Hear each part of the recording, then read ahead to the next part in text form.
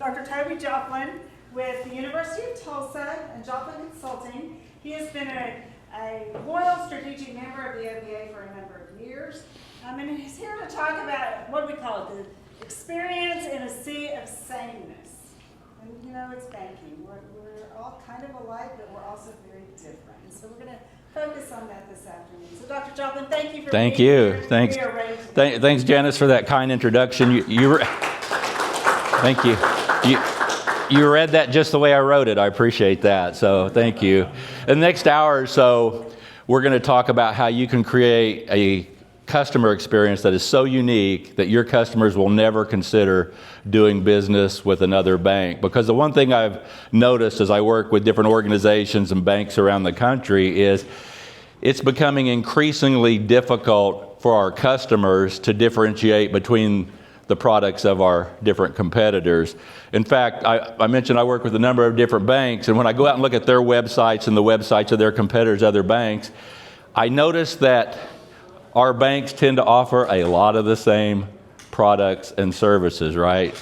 Savings account, DDA accounts, credit cards, debit cards, ATMs, CDs, a lot of the same products.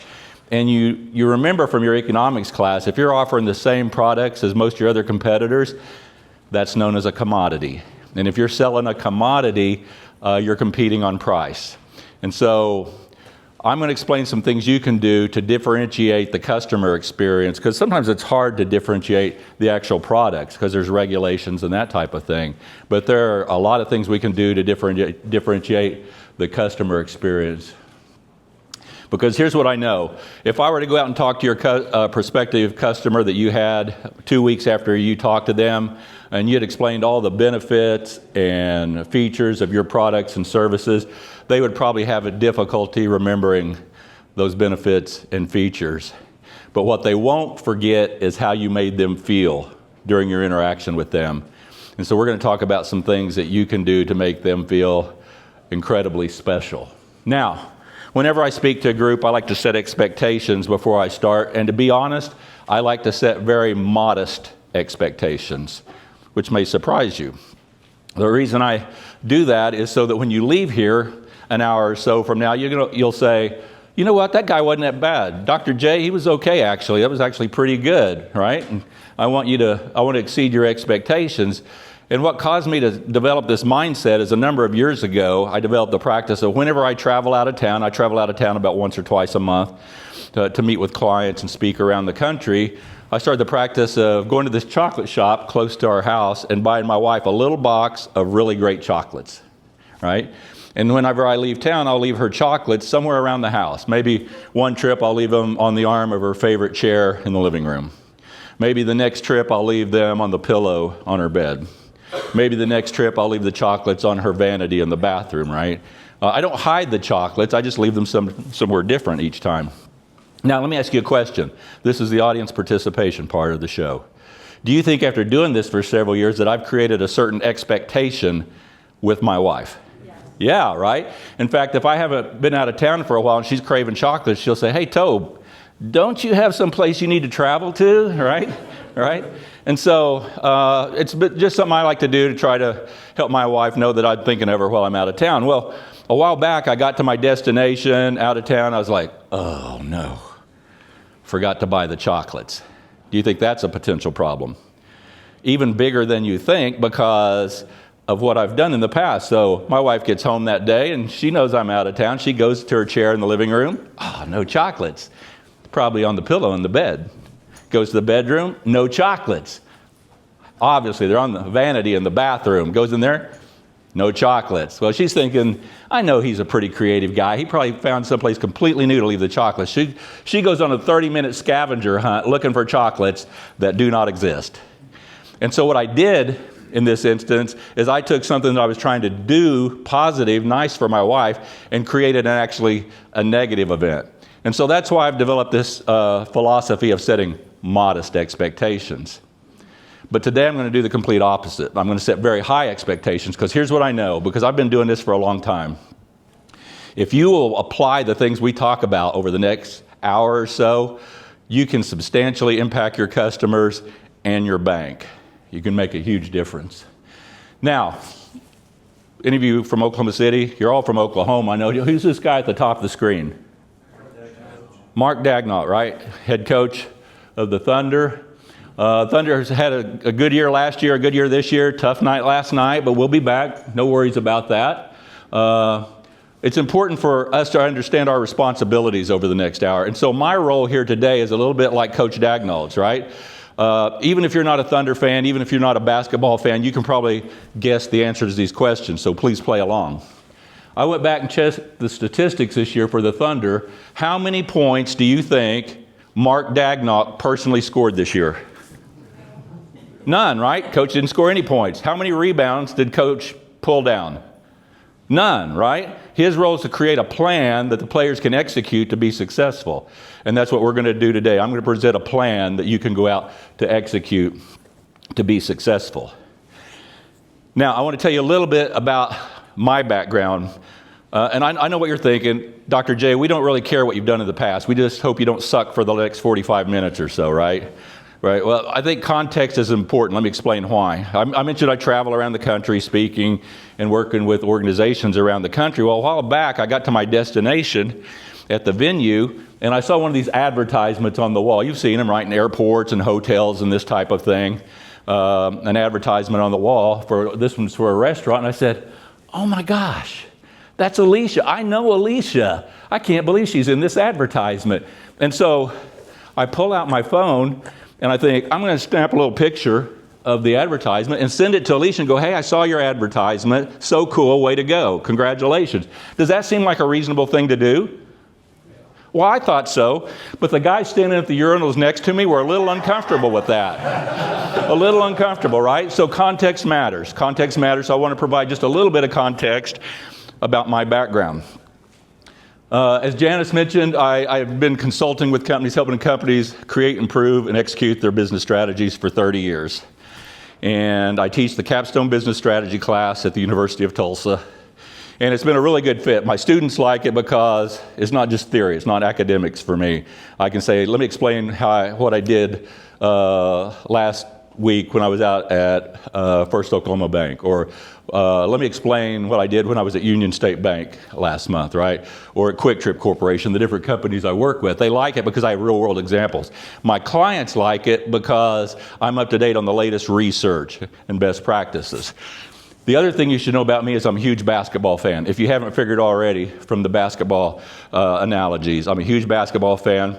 Over the years, my students, colleagues, friends have started calling me Dr. J because I do have a PhD and my last name is Joplin, and it's kind of a tip of the hat to the original Dr. J, Julius Erving. So the reason I tell you that is because I tend to see the whole world through the lens of a strategy and basketball. Everything's a strategy issue or a basketball issue. And sometimes it's a basketball strategy issue, right? And so we're going to talk today about how you can create a unique customer experience, and we're going to look at it through the lens of strategy. Now, who can tell me who this is? Anybody recognize this guy, Oklahoma City folks? David Payne. What do you know about David Payne? Meteorologist, right?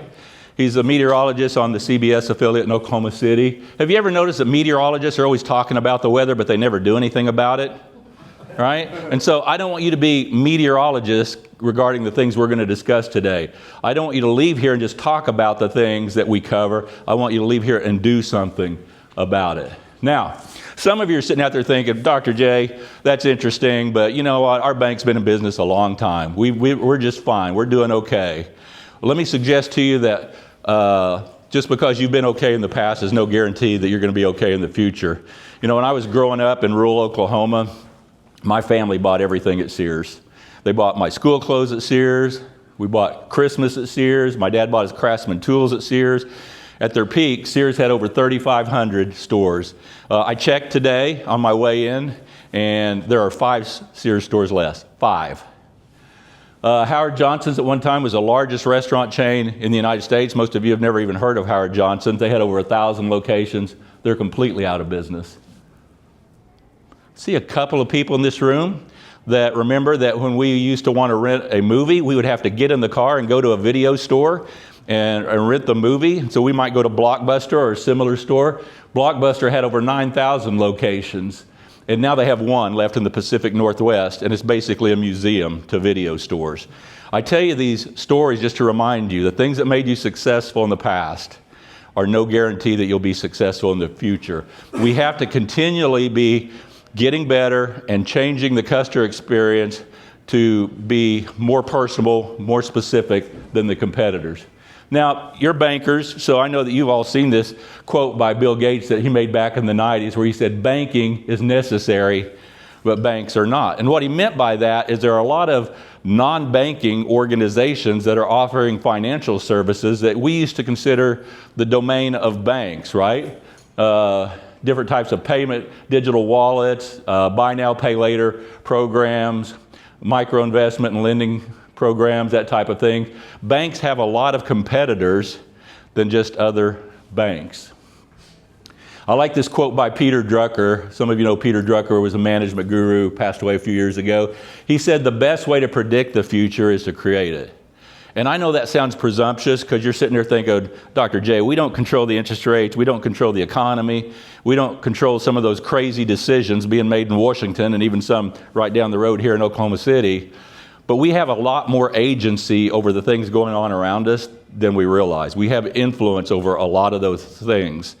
And at the very least, we have 100% ability of the way we respond to those events. Whoop. Now, a few years ago, there was a researcher named Gail Matthews who did a survey on goal setting. She found that 83% of the people she surveyed had no goals. 83% of the people she surveyed had no goals. 14% of the people had goals in their head. Goals in their head. And those people were 10 times more successful than the people with no goals. But the 3% of the people she surveys that had written down their goals were 30 times more successful than the people with no goals. Knowing that, I don't know why anyone wouldn't take the time to write down their goals. It just stuns me that people don't have written goals. Now, that should be interesting to you as an individual, but what is more of a concern to me and probably to you is, what about at the organizational level? The data indicates that only half of all businesses, half of all organizations have a formal written strategy. Only half. Now, I told you that over the last 30 years that I've been helping companies create, improve, and execute their strategies. How do you think that makes me feel to know that half of all businesses don't have a written plan?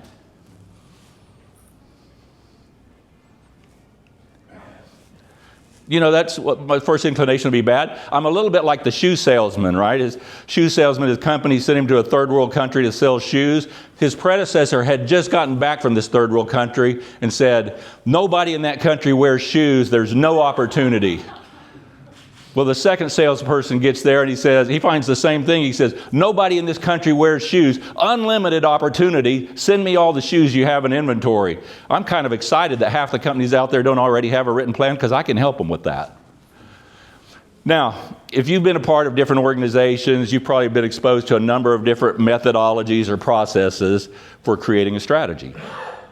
But they all tend to follow the same template, right? We start with very broad, timeless principles like what are your core values and what's your vision, that type of thing. Then we'll engage in some type of analysis, right? What are the strengths of our organization? What are the opportunities out there? And then we're not finished until we set specific goals that are due by a specific date and assigned to a specific person to make sure they get done. Last time I checked, there were over 10,000 books that had been written with the word strategic planning in the title, and over 50,000 books that had been written about strategy. The good news is you don't have to read those books because I've read most of them. And here's what I can tell you. Most of them follow almost these exact same steps. These are the steps that I've been using for the last 30 years. We start with understanding the organization's vision. The vision's comprised of its values, purpose, and mission. Values, purpose, and mission are its vision. Once we understand the vision, we will engage in a SWOT analysis.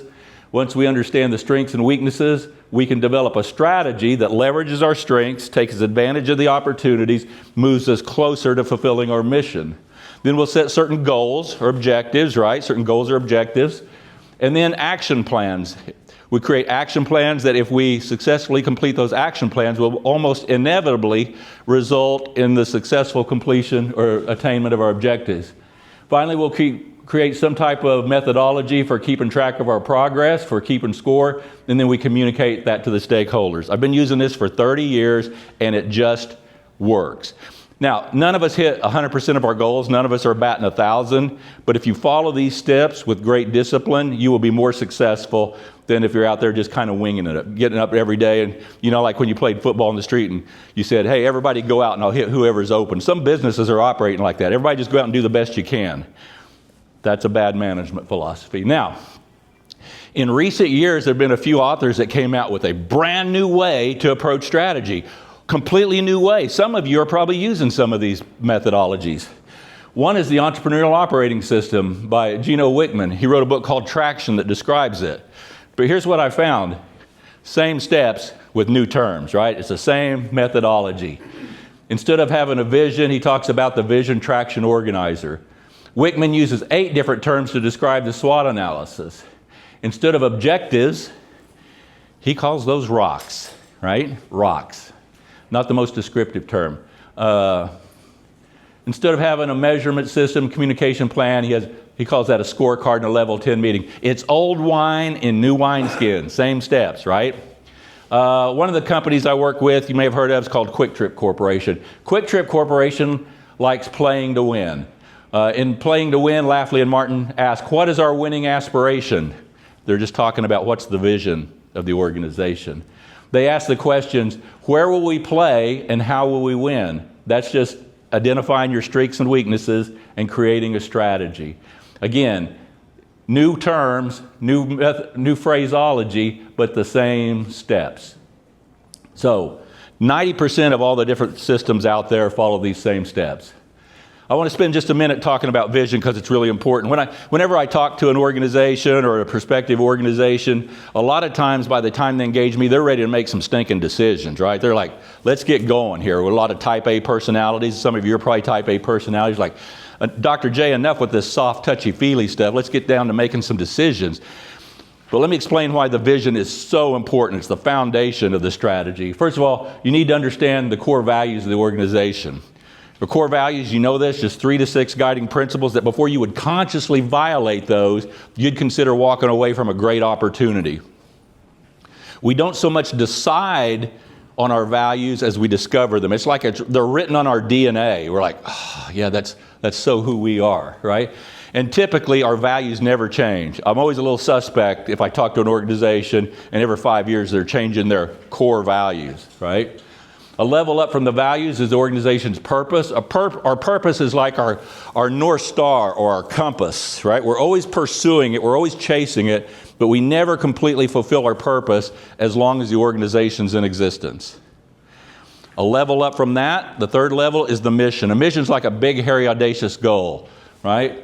It's that big goal that you want to accomplish in the next 5, 10 years. It should have a clear finish line, and you should absolutely know when you accomplish it. So our values, our purpose, and our mission comprise the vision. Let me ask you, do you think it's important to have a mission? Why? Have to have an end goal, something to shoot at, right? If you shoot at nothing, you'll hit it every time. I've heard that, and that's true. It's cliche, but true. I'll give you a couple other reasons I think it's important, very pragmatic. Every one of us at some time in our career has had to put forth extraordinary effort. We've had deadlines or deliverables that required us to do more than is reasonable. And when you're in those situations, if you understand your why, if your why is strong enough, you'll figure out the how. If you have that clear mission, you're like, man, I can't believe I'm down here at 9 o'clock at night. I'm here on the weekend. But man, if we can get this done, if we can hit our deliverables on this, we can accomplish our mission and take our organization to the next level. The second reason that a mission is important is we all have to make decisions, right? Everything we say yes to means we say no to something else, right? We don't have unlimited resources and time, and so we've decided to invest in this project we have to say no to something else. And so if you're deciding whether to put a new branch in Broken Arrow, you can't necessarily take those same resources and put those in another branch in another location. And so having a clear mission, if you have to pick between two options, you can say which one of these options is going to move us closer to fulfilling our mission. So think about, you don't have to verbalize it, but think about what's that big, hairy, audacious goal you want your organization to accomplish in the next 5 to 10 years. Here's just a few examples throughout history. You'll recognize Google's mission to organize the world's information. Oh my gosh, I can't believe the information we can get between the search engines and the AI tools. It's a little scary. It's almost too organized. Tesla's mission to accelerate the world's transition to sustainable energy. Microsoft, at one time their mission was to put a computer on every desk in every home. Pretty much accomplished. Probably every one of you have a smartphone in your pocket with more computing power than they had on the first Apollo flight.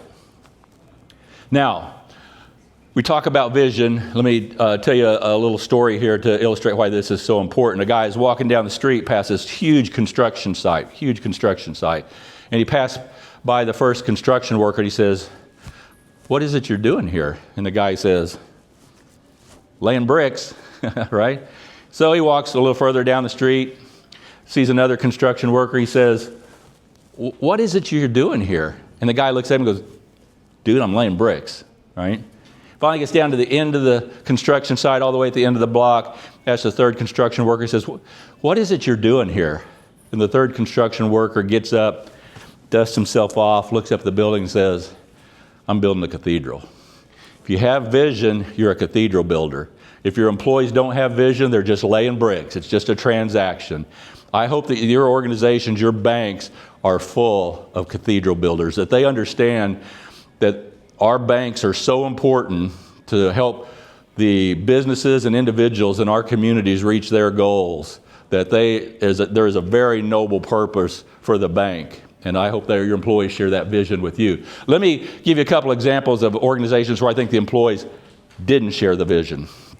A while back, I went into the dry cleaners to pick up my dress shirts and making conversation with the young lady at the counter. I said, "Hey, how's it going today?" She goes, "Oh, it's great. It's really slow." I said, "What?" She says, "It's great. It's really slow." And I thought to myself, I bet the owners don't think it's really great. And so I would suggest that probably this young lady did not share the same vision as the owners of that dry cleaners. Another example. In fact, it's almost scary to me how close together in time these two examples occurred. But shortly after this, my wife and I decided we're going to drive to New Orleans to the Sugar Bowl. We decided we're going to drive because I want to stop in Baton Rouge and see a friend of mine.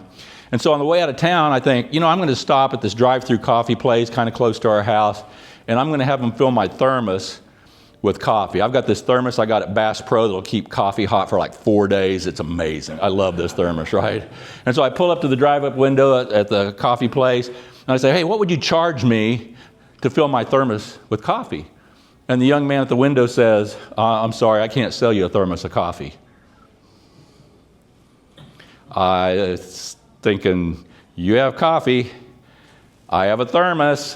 What's the problem? Now, audience participation part. What is a reason this young man probably believed he could not sell me a thermos of coffee? Food safety. Food safety. Maybe the health department says you can't fill an outside container, right? Because of health department rules. Now, what is a way he could have gotten around that if he wanted to sell me a thermos of coffee? If he'd have sold me 6 cups, he'd say, "Sir, I can't fill your thermos, but I could sell you 6 cups of coffee and you could pour them in your thermos." I'd be like, "That's fine. Let's do that," right? Another reason is he probably has one of those fancy computerized cash register and he's got small, medium, large, or tall, grande, venti. He can't find the button for thermos, so he's like, can't sell it. Same answer, right? He could have said, "Listen, I don't have a way of charging you for a thermos of coffee, but could I charge you for 6 large cups of coffee? Would that be okay if your receipt says 6 large cups of coffee?" I'd be like, "Sure, that'd be fine." But instead, I sat there at the drive-up window for what seemed like an eternity, probably 30 seconds, and finally I said, "Okay," and I drove off. I 100% believe if the owner of this business had been there, he would have figured out a way to sell me a thermos of coffee. Let me give you an example of an organization that gets it. You guys know House Smith Restaurants? Oh, I love House Smith Restaurants, right? Headquartered in Norman, Oklahoma. They have about a dozen different restaurant concepts. You've probably eaten at them, even if you don't recognize the name House Smith. They have Charleston's, Mahogany, Smitty's Garage, Pub W, Neighborhood Jam. When this day is over, you'll find my wife and I at Mama Roja up on Lake Hefner, right? A number of different restaurants. Well, I've noticed when I go into what happened? I noticed when I go in their restaurants that there's a plaque on the wall of every one of their restaurants that says their mission is to consistently exceed their guest expectations. Consistently exceed their guest expectations. And so I was looking on the internet at the different job postings they have for different jobs that they have at House Smith Restaurants. And I noticed on every one of the job postings, among the other job responsibilities, every job posting says that one of their responsibilities is to consistently exceed their guest expectations. I know you can't read this highlight because it's an eye chart, but it says to consistently exceed their guest expectations. And so I was reflecting on that. And so when my wife and I go out to one of the House Smith restaurants and get a steak, I realized that when we go in, they never say, will this table be okay? Right before I came over here today, we stopped at the Charleston's in Bricktown. They didn't say, will this table be okay? They said, will this table be perfect? When they bring our steak out, they don't say, is your steak okay? They say, is your steak excellent? Because their mission is to consistently exceed their guests' expectations. True story. Not that long ago, my wife and I were having some remodeling work done on our house. And the contractor called up on Friday and he said, hey, bad news. Some of the materials didn't come in. I'm not going to be able to finish the work on your house today. I said, that's a big problem because I got 20 dinner guests coming over on Sunday night and all my furniture stacked in the living room. I don't know how I'm going to entertain 20 people. He goes, well, there's nothing I can do. The materials didn't come in. Well, whenever my wife and I have a really good day, we go to Charleston's and get a filet. We have a really bad day and we want to make ourselves feel better. Guess what? We go to Charleston's and get a filet. So I said to Colleen, let's go to Charleston. So we go to Charleston's, we order the filet like we always do. The server came out with our steaks and she said, would you mind cutting into your steak to make sure it's perfect? My wife has had a little bit of a day, right? You understand that? She's had a day. She's a little put out. So she cuts into her filet and she said, it's fine.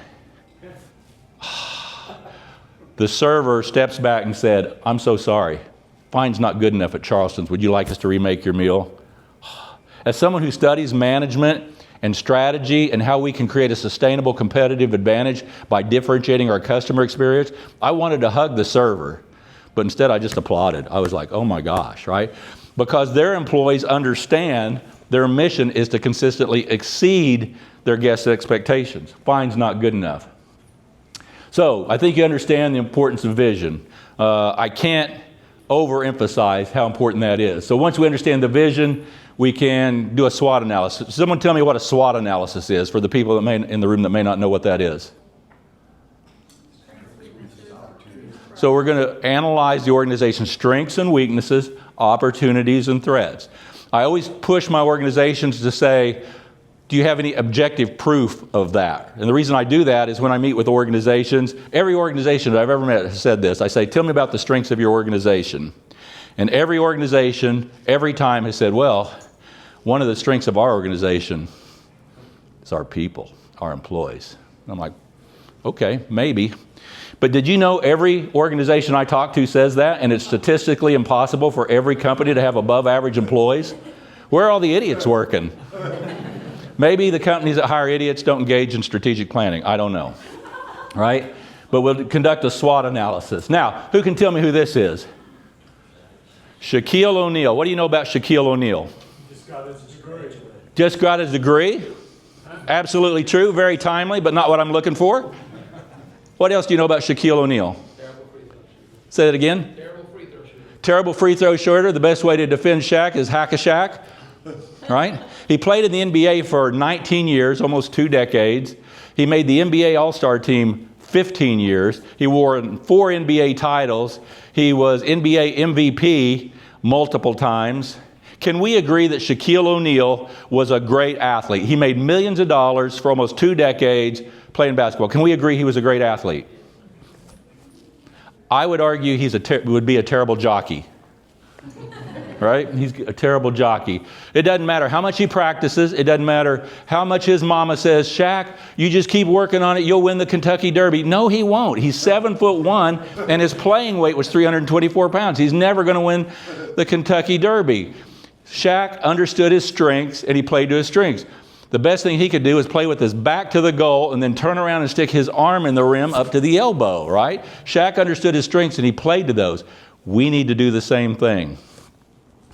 Now, when I meet with organizations, I always have to challenge them to think outside the box, to think bigger, because most of us, if I can be honest, have been a little beaten down by life. Just the churn and the grind, call reports, another bank exam, it wears you down over time. So I always challenge my clients, think big, think outside the box, and I'll sometimes remind them of these examples of people who tried to think big throughout history, but someone tried to rain in the parade, because people are going to tell you that won't work. That's not a good idea. Alexander Graham Bell, who invented the telephone, pitched the idea to Western Union, and Western Union said the telephone has too many shortcomings to be seriously considered as a means of communication. The device is of no value to us. Probably every one of you now have a phone in your pocket, and if you had come from home to the resort here today, or you come from your hotel room down here and realized you forgot your phone, you'd have turned around and went back and got it, because you can't go 8 hours without your phone. But it had no value to Western Union. Fred Smith, the founder of an overnight delivery service, and the provider gave him a C. He said, in order to earn better than a C, the idea must actually be feasible. That seemed to work out okay for Fred. In the days of silent movies, someone pitched the idea of movies with sound to Warner Brothers, and Warner Brothers said, who the hell wants to hear actors talk? Me, I don't want to sit in the theater for 2 hours and watch mimes on the screen, right? You may know Bill Bowerman, one of the co-founders of Nike, along with Phil Knight. When they first started, Bowerman and Phil Knight, they created a running shoe with a waffle sole. They literally would mold the soles of their prototypes in a waffle iron, cut them out. They're pitching their idea for their running shoe to a shoe manufacturer, and the shoe manufacturer said, we don't tell you how to coach, don't tell us how to make shoes. Nike seems to be doing okay. When I was growing up in the 70s in rural Oklahoma, if you'd have told me the largest retailer in the world would be located in Bentonville, Arkansas, I would have laughed you out of the room, right? I'm not immune from this kind of small thinking either. It's important to think big, to think outside of the box. Think outside of the box. So here's a question, audience participation time. Who's good at catching? All right. I hope the OBA has good insurance. Here it comes. All right, your assignment, your organization has given you an assignment. You have to create a new multi-million-dollar product or service, and you can either start with that head of lettuce, or your organization with all the resources it has, all the talented people it has. You pick the head of lettuce or the organization. Which would be the best resource to start with to create this new multi-million-dollar idea? Lettuce. I'm going to suggest maybe your organization would be the better resource. But I love this quote by Gary Camel in his book, Leading the Revolution. He says, you can't put a computer chip in lettuce. You can't send lettuce over the internet, but the market for pre-washed, pre-cut, pre-packaged lettuce grew from nothing in the late 1980s to 1.4 billion in the year 2000. Send an email to everyone in your management team. If someone can create a $1.4 billion market for lettuce, what the hell's our excuse? Are you kidding me? Lettuce, $1.4 billion market. When I was a kid, I'd go to the store to get lettuce. We had basically two choices. We had iceberg lettuce, leaf lettuce. Those were the choices. Now, if I go to the store, my wife sends me to the store to get lettuce, I'm paralyzed. I'm like, I don't know. There's like 50 different blends of lettuce. Holy cow. Think outside the box and think big. Now, again, I've been doing this for 30 years. I'm up to date on the latest research on strategy. Here's what I know. This is a fact. This is not Dr. J's opinion. For you to have a sustainable competitive advantage over your competitors, you need a product or resource that checks 4 boxes. You need to sell a product offering that's valuable. It needs to be somewhat rare, It needs to be difficult to imitate, not easily substituted. If you don't check all 4 of those boxes, you do not have a sustainable competitive advantage. That is not my opinion. That is what the research tells us is a fact. If you don't check any of the boxes, you're at a disadvantage compared to your competitors. Well, I know all of you are offering products and services that are valuable because your customers pay you. They pay you interest or other types of fees and that type of thing for your products and services. You have a product or resource or service that's valuable. Is it rare? When I look at the websites of different banks, your products and services don't seem that rare. You may have a different opinion, but I suspect that your potential bank customers don't see the difference, right? If you sell a product or services that's valuable and rare, but it can be imitated or substituted, one of your competitors is going to say, not a bad idea. We're going to backwards engineer and we're going to do that, right? To have a sustainable competitive advantage, you have to check all 4 boxes. Now, probably wherever you live, within reasonable driving distance, there's a Chick-fil-A. Chick-fil-A. This is a Chick-fil-A in Tulsa. The Chick-fil-A's in Tulsa, if you go by there at lunch, the cars are backed up at the drive-up window out into the street. You may know Chick-fil-A has the highest per unit sales of any fast food chain in the country, even though they're closed 1 day a week. This particular Chick-fil-A is on 71st Street in Tulsa, and right across the street is a Wendy's. No waiting. Did you know Wendy's has a pretty good chicken sandwich? But people would rather, sit in line at Chick-fil-A than go across the street to Wendy's. And when people have been surveyed who like to go to Chick-fil-A and they're asked, what is it you like most about Chick-fil-A? They don't say it's the chicken sandwich. What do you think it is that people like most about Chick-fil-A? They say the employees at Chick-fil-A say, please, thank you, and my pleasure. Man, that seems like something that other fast food chains could copy or imitate, but they're not doing it in many instances. I heard a guy tell a story. It's not my story, but it's a true story. The guy tells a story about he was driving to work, decides he's going to stop at a convenience store and get a breakfast burrito and a cup of coffee. So he goes in the convenience store, gets his breakfast burrito, cup of coffee, puts it on the counter. Cashier rings him up. He slides a $20 bill across the counter. She hands him his change and his receipt, picks up his breakfast burrito and his coffee, starts to go out. And he pauses and he turns around and looks at the cashier and he says, aren't you going to say thank you? And she said, it says it on the receipt. Too many places we do business with are like the cashier at the convenience store and not like Chick-fil-A. We can significantly differentiate our customer experience by the way we treat our customers. And I'm going to tell you some specific things you can do to create that unique customer experience. Now, up to this point, this is all the setup so you can understand how the things I'm going to tell you work. But what I'm going to get ready to tell you, you can walk out of here and use to significantly create a different customer experience for your customers. You may have heard of Seth Godin. He wrote in a book a few years ago about driving his family through rural France.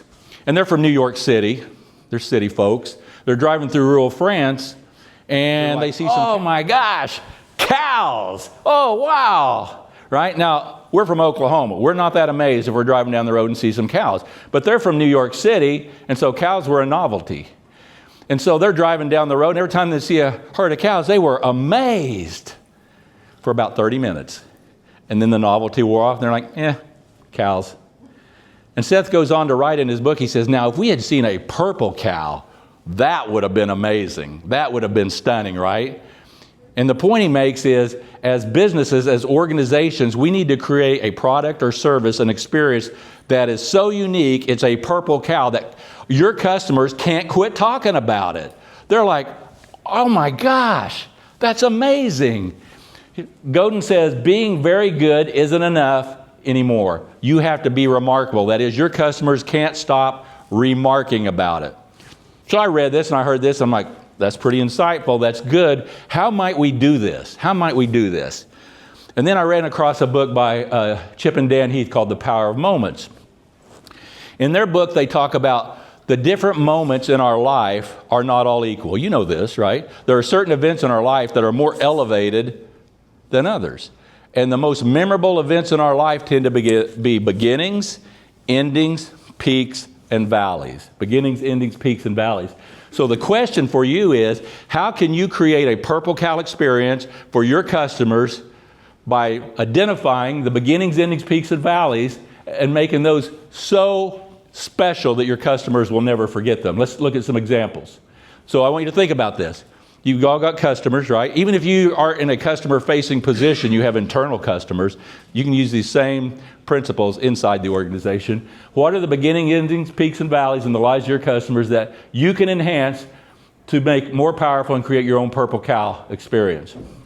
Now, here's an example. Magic Castle Hotel is a hotel in Southern California. It's not a particularly lavish hotel. It's a fine hotel. But it's consistently ranked as one of the highest rated hotels in Southern California. And if you look at the different websites that rank hotels and look at the guest comments, consistently the number one most common comment is, it's so amazing. If you're sitting by the pool at the Magic Castle Hotel, there's a red phone on the wall. And you can pick up the phone and somebody on the other end will say, "Popsicle Hotline, how may I help you?" And you can say, "I would like a great popsicle, please." And a hotel employee with a white glove and a silver tray will bring you a great popsicle. Now that seems kind of not significant, not that big a deal, but that is the number one most commonly cited reason that these customers, these guests, love this hotel. You don't have to spend a lot of money to create a Purple Cow experience. You just have to do something that's impactful. Here's another example. Apparently the Four Seasons in Austin, Texas heard about this. Some of you may have stayed at the Four Seasons if you've traveled to Austin for a sporting event. But apparently the Four Seasons heard about this, and if you stay in the guest room there, they have a margarita hotline on the phone in the guest room. And so you can push the margarita hotline button, and they will bring the margarita cart to your room and make a margarita right in front of you. Now, not all of my examples involve a hotline. There are a couple of teachers in Houston that were sitting in a pub one day watching the National Signing Day, right? The day when all the high school athletes announce what college they're going to go to. And they're sitting there watching these athletes on TV with the hats in front of them or the shirts or whatever, saying, next year I'm going to play football at the University of Oklahoma or wherever, or OSU. And they say, that's cool. But it's unfortunate that all the rest of the students who are graduating that are excited about their next stage of life, we don't make a big deal out of that. So they went back to their school, which is Yes Prep Academy, a charter school in Houston, and they decided to create a national signing day for all their seniors. And so the first year they did this, they had a national signing day, and every graduating senior who was going to college would walk across the stage and announce, they'd have their pennant or their hat or shirt or whatever and say, "Next year I'm going to be studying engineering at the University of Tulsa," right? And it was really popular. The first year they had 450 friends and relatives of the students show up. The last year that I could find numbers on, they've had to move the ceremony to the basketball arena at Rice University, and they have between 6,000 and 8,000 people show up. And they live stream it on social media. So if your friends and family can't travel there for the event, they can watch it. They can be on the other side of the world and watch you make your announcement on your National Signing Day. They took this event, graduation. Let's think about graduation in one way is an ending. In another way, it's a beginning. It's certainly a peak for most people. And they've magnified it to create a Purple Cow experience. Another quick trip example. This is closer to home. I had a personal friend that got up on Thanksgiving Day a few years ago, and they're fixing all their dishes for their Thanksgiving dinner. All the extended family's going to come over, right? And in their particular family, they have a Thanksgiving dish that requires mozzarella cheese.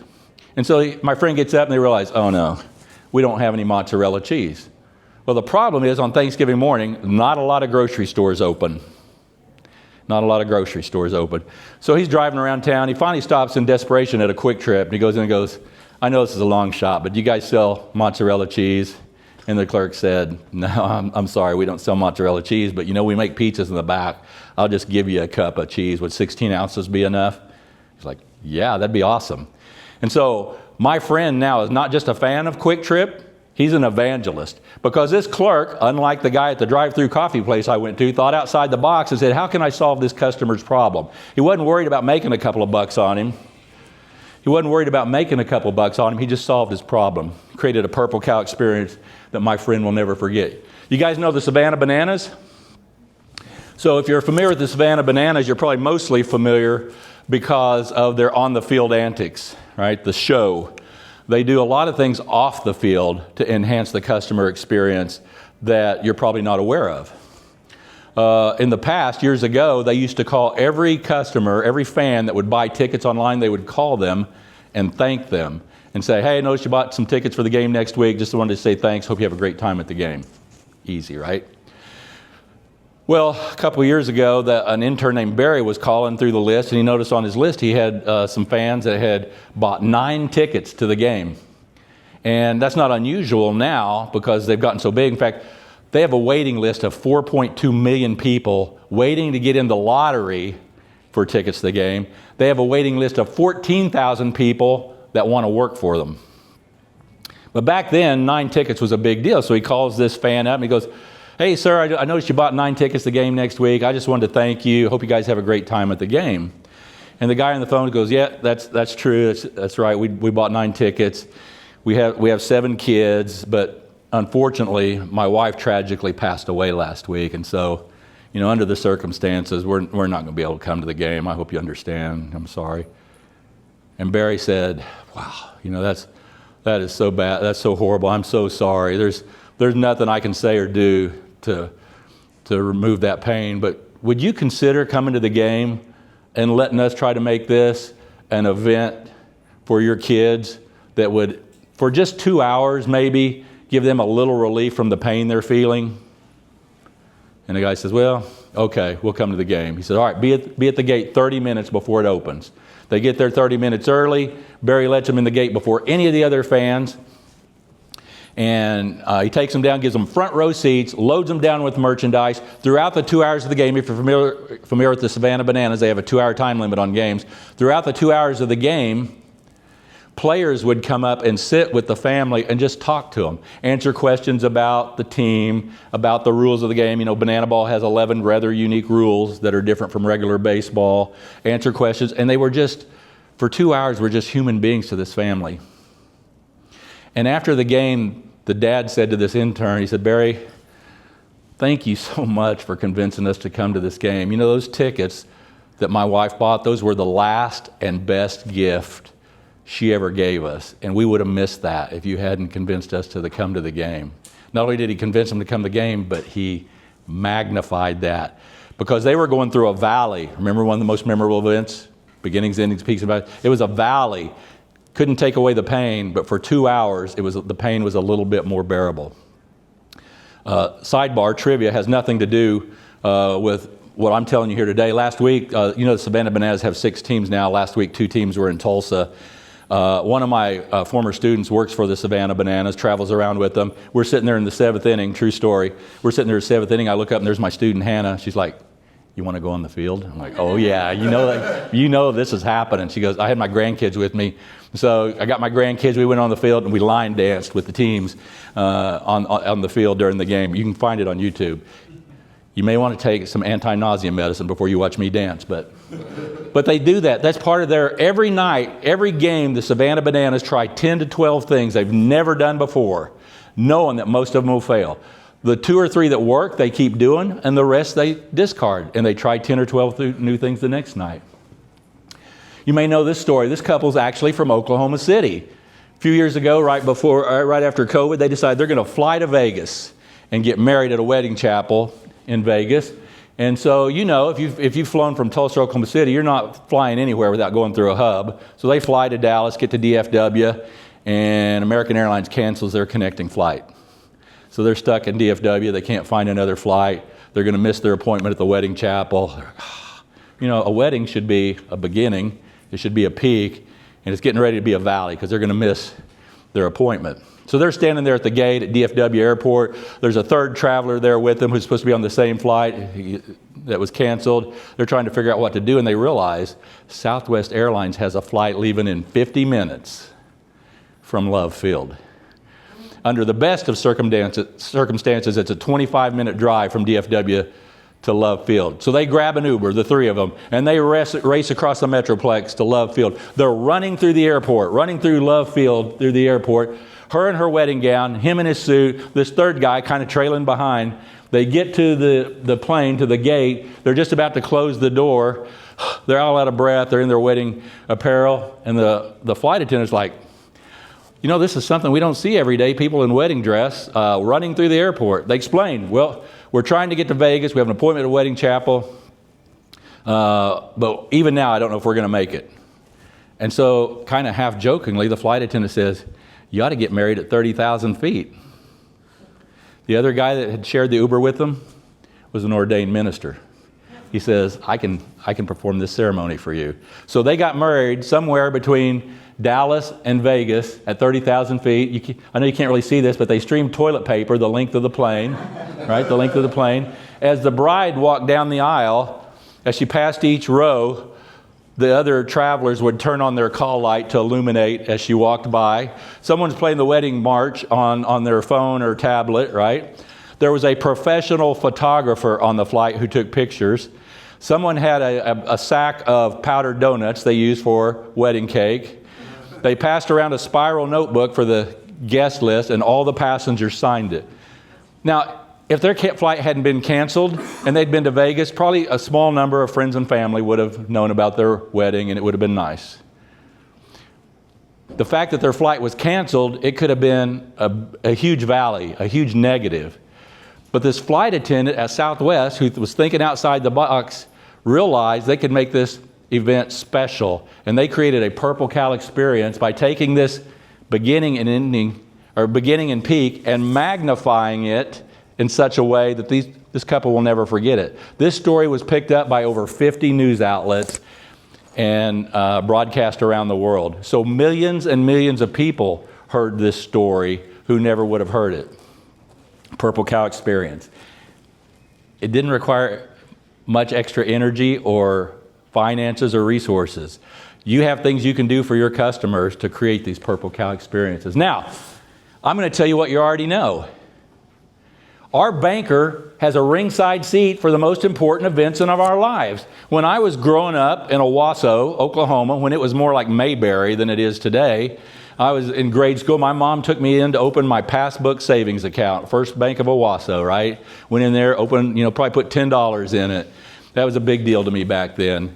When I got ready to buy my 67 Camaro with the big fat Mickey Thompson tires and the Krager wheels, went in and talked to my banker about financing that. There's my banker. Got ready to go to college. Back then, when we went to college, a lot of times if we got a student loan, we would talk to our banker about that. I go in and talk to my banker about how I'm going to pay for my education. There's my banker. When I got married and added my wife to our bank accounts, there's my banker, right? Every major event in our life, our banker is there for it. In fact, it's kind of creeping me out a little bit. I feel a little bit like the guy, like Jim Carrey in The Truman Show. My banker's always watching what I'm doing there. But the good news for you is it shouldn't be hard for you to identify the most significant events in the lives of your customers and figuring out a creative way to magnify those in such a way that your customers will never forget. Now, one of the banks I work with, this is a bank in Kansas. One of the things they decided to do is when they have a first-time home buyer buy a house, they will have a really nice wrought iron sign made that you can stick in your front yard. This sign would look great in front of a starter home. It would look great in front of $1 million home. They're really nice wrought iron signs. In fact, coincidentally, the bank's name's Union State Bank, but Union State Bank gives these signs to people buy their first house. And it doesn't have the bank's name on it anywhere, right? They're just doing it to try to do something nice for this first-time home buyer. But yet, as people are driving around town, they see one of those signs, they'll go, there's a Union State Bank house. I recognize that address sign, right? And so what are the things you can do to magnify these events in the lives of your customers? Now, I would like to tell you, man, Dr. J, you are a genius. You realize this Purple Cow concept. You connected it to the power of moments. You realize that banks are uniquely positioned to do this. But this isn't new. We heard this story 80 years ago. 80 years ago, right? George Bailey Building and Loan knew this. When the Martinis bought their first house and moved out of Mr. Potter's rent houses, The Baileys loaded up their car with their goat and their kids, and they went over and had a little ceremony on the front porch of the Martini's house. Remember this? Right? Bread, that this house will never know hunger. Salt, that this house their lives will always have flavor. Wine, that you will always have joy. Right? They created this little ceremony for the Martini family. It's not a new idea, but in our quest for efficiency, we've lost our ability. We've lost the ability to recognize these events and magnify them. We've stopped seeing sometimes our customers as individuals who are going through significant events, and we're seeing them as an account number. So the question for us today, and me too, as someone who works with banks and other organizations, is, are we going to be George Bailey or are we going to be Mr. Potter? The choice is up to us. Now, you're sitting here thinking, okay, this sounds interesting, we might try something.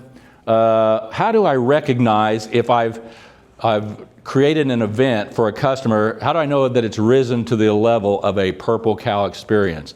Typically, when we capture these beginnings, endings, peaks, and valleys, magnify them to create a purple cow experience, we see one or more of these attributes. We elevate it in some way, right? We take the experience and we take it to a whole nother level, We create a greater sense of pride in some way, right? The Yes Prep Academy, oh my gosh. They took that graduation, that national signing day to a whole nother level. Their families were more proud, the graduates more proud, their friends and family.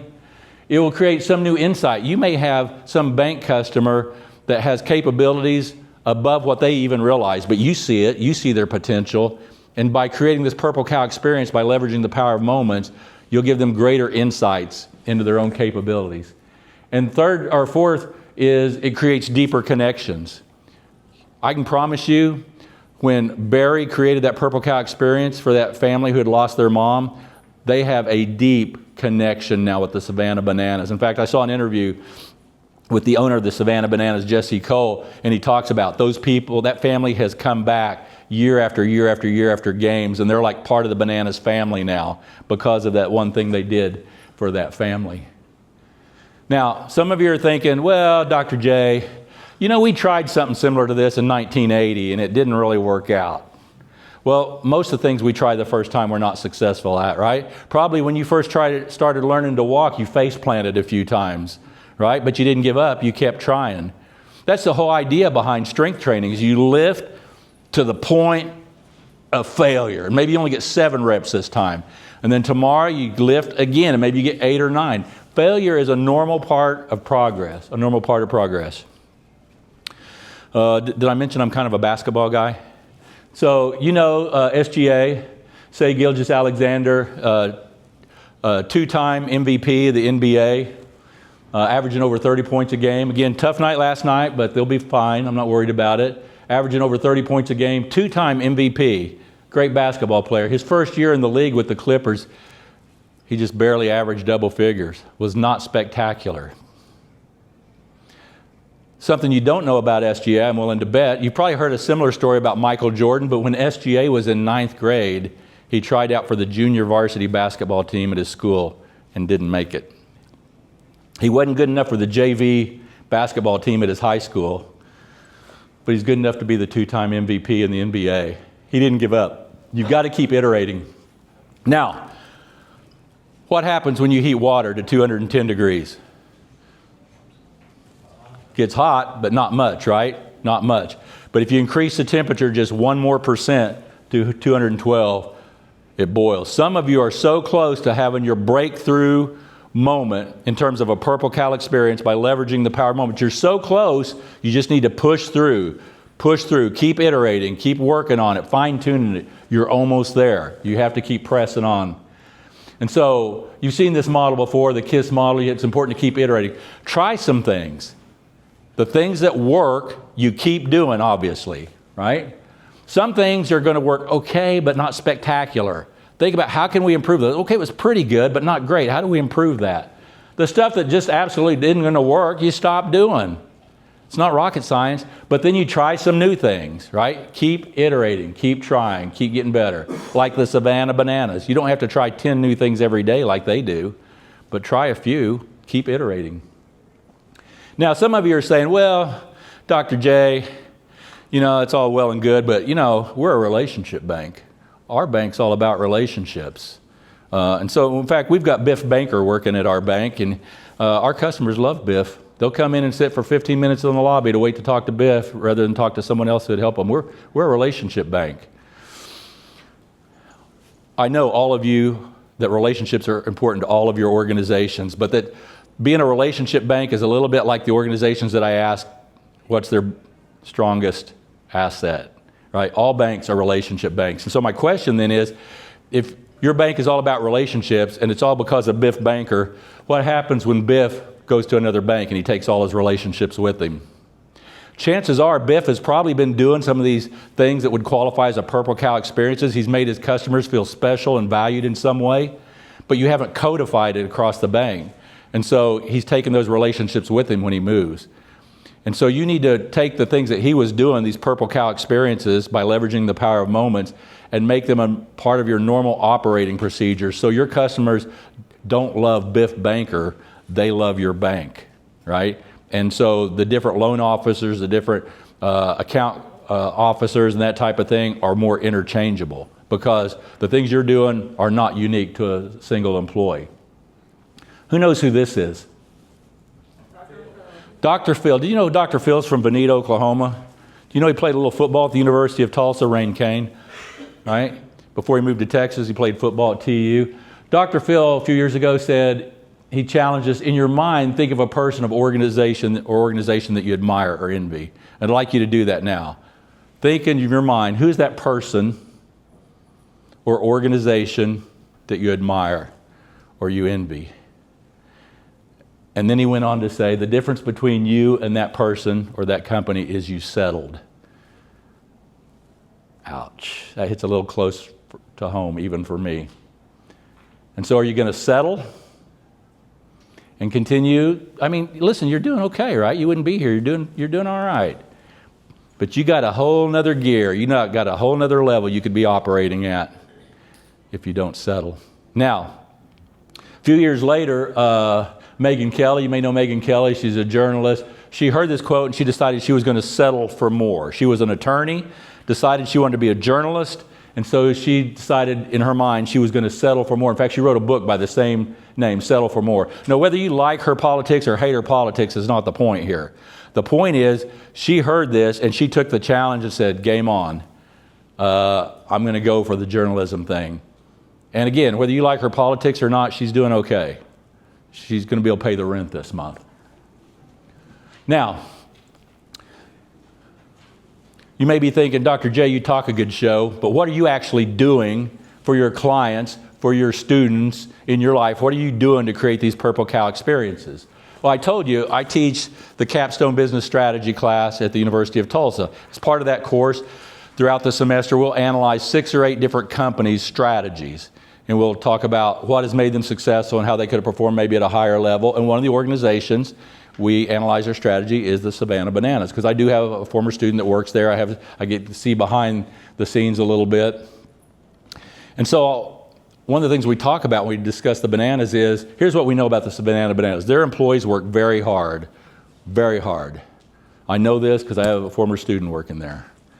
They produce amazing results. When Jesse Cole and his wife bought the organization, they were $1.8 million in debt. They were sleeping on an air mattress. True story. They were budgeting $30 a week for ramen noodles. Their first 3 months in business, they sold 2 season tickets. And now they have a waiting list of 4.2 million fans. And I saw, last year I saw an estimate that estimates the value of his organization at over $1 billion. And so we'll talk about this. I say, so Savannah Bananas, we talk about the case. The employees there work hard. They produce great results. And here's what I know, because I know people inside the organization. They have a really good time. They have fun. And so I ask my students, do you think that's possible when you graduate from the university? You can leave here, go someplace where you can work hard. Well, that's not going to be difficult. You can find someplace that will work you hard. Where you can produce great results, probably, but where you can also have fun, where you get up every day and can't wait to get to work. And then I'll ask them, I say, let's look at it through the lens of this course. Do you students think you've worked hard this semester? Do you know I've been teaching for 10 years? I've not had one student say, Dr. J, no, I just coasted all semester. I just phoned it in. They all say they worked hard, and I think they generally do. And then I'll remind them, I say, you know what? I've seen your exam scores. I've seen the assignments you turned in. You've produced great results. And I think we've had a pretty good time. And then I detonate a confetti cannon in class with no warning. And some of them honestly download in their shorts. I mean, and in my syllabus at the beginning of the semester, I talk about that I may use special effects and pyrotechnics and different fog and smoke and this type of thing.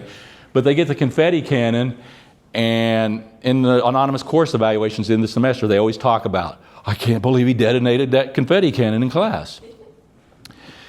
Now, only a very small percentage of the Purple Cow experiences that I try to create with my students, clients, people I know involve confetti cannon. But the second example also involves a confetti cannon.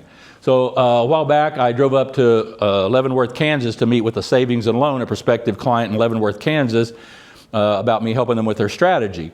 And on the way back from Leavenworth, I stopped to meet with my client in Fort Scott, Kansas. And they were celebrating their 125th anniversary of the bank, 125 years. And so, yes, we detonated the confetti cannon in the lobby of the bank. And they still find pieces of confetti in the corners, you know, when they're like working and they're like, some glitter, right? And so it's fun for me. The next week I got back to class. My student said, so what'd you do last week, Dr. J? I said, well, I detonated an explosive device in a bank and spent time in Leavenworth, which is a little bit funny if you know there's a federal penitentiary in Leavenworth, but all true. The last example is a personal example, because all these things we talk about are not just things we can use in business. We can use them personally with people that are important to us. A few years ago, I was thinking about how fortunate I am that I was able to convince my wife to marry me and to stay married to me for over 45 years. And I decided, you know what, we should renew our wedding vows. And so I rented a private dining room at Oklahoma Joe's in Tulsa and hired a band, invited 100 of our friends to come and help us celebrate the renewal of our wedding vows. And the thing is, I didn't tell my wife. I told my wife we're just going out to eat with another couple. And so we get to the restaurant, and I say to my buddy, I say, hey, Rock, have you ever seen the private dining room here at Oklahoma Joe's? He goes, no. I said, let me show it to you. So I open the door, and my wife's looking at these 100 people, and she knows every one of them. But she's confused because they don't go together. Here's some people from high school. Here's some people from work. Here's some people we go to church with. I know all these people, but they don't know each other. What are they doing here? So I had to explain to her, we're going to renew our wedding vows. And I made it, I can promise you, it was an epic event. Because when we got married as a sophomore year of our year of college, when we were at OSU, we were starving college students. We didn't have much of a honeymoon. And so we did renew our wedding vows. I don't know why we went with an orange theme, other than we were OSU alums. But we didn't have much of a honeymoon. We were in college, so I took her on a tour of concerts around the country. We saw Electric Light Orchestra in Chicago. We saw the Eagles in Vegas. We saw Elton John. And so this is an example of how I created a Purple Cow experience for her using the power of moments. Now, again, you don't have to be the head person in your organization. When I first started using these principles, I was a middle manager. And you can use them even if you're not in a customer-facing position. You can do them to create incredibly special events for your internal stakeholders. 2,000 years ago, the Stoic philosopher Epictetus said he wanted to be the purple thread in a white toga. He didn't want to be the common white thread like everyone else. He wanted to be the purple thread that stands out. I hope that's your goal when you leave here today, that you don't want to be just like all the other banks with all the same offerings, all the same experiences. You're doing something purple. You're doing something different that makes your customers feel special. All of the things we've talked about here today are based on my fundamental management principle, which is every interaction we have with people, we can zap them, we can energize them, or we can sap them, we can suck the life out of them, right? You all know people like that. You see them coming, you head the other way because you know their life's like a country song, right? Everything is going wrong. And you all know other people that you just feel better when you engage with them. You can create these Purple Cow experiences by leveraging the power of moments and zap your customers in such a way that they will never consider doing business with everyone else. Because here's what I know.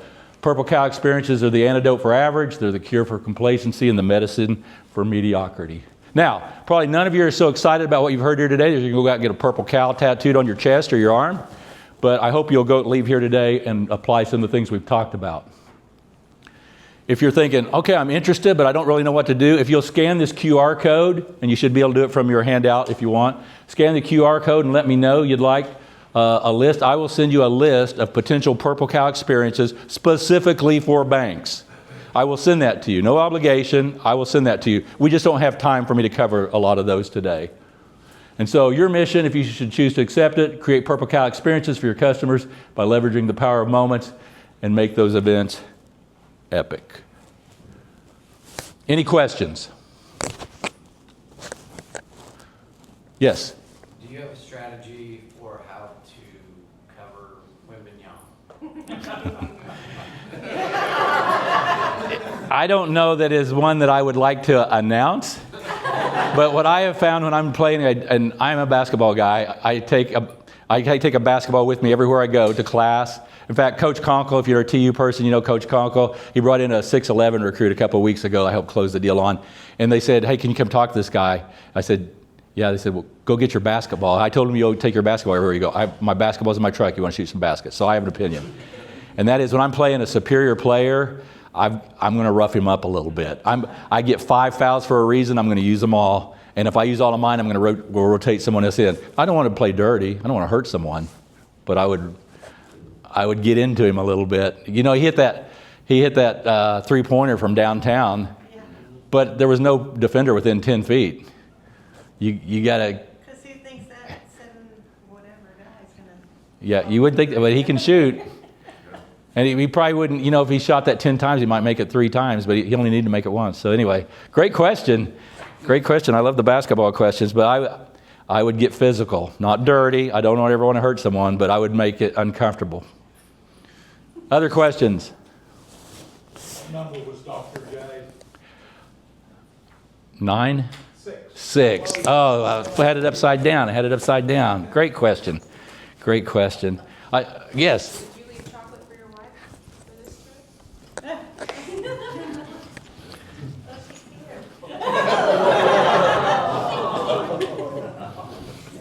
That was not a planted question, by the way. Other questions? Other questions? Listen, I know that I'm all standing between you and happy hour, and whether you're an iced tea person or a Long Island tea person, I know you want to get out of here. Man, this stuff can make a difference. I left a job. I was a CFO for most of my career. I went back and got my PhD when I was 50 years old because I want to help organizations and individuals reach their goals. That's my personal mission. And so I know this stuff works. It can make a difference for your bank and the lives of your customers. So if I can help you in any way, feel free to call me. Glad to have a discussion with you and help you with that. So thank you guys for great questions. Thank you for being so attentive. I really appreciate it.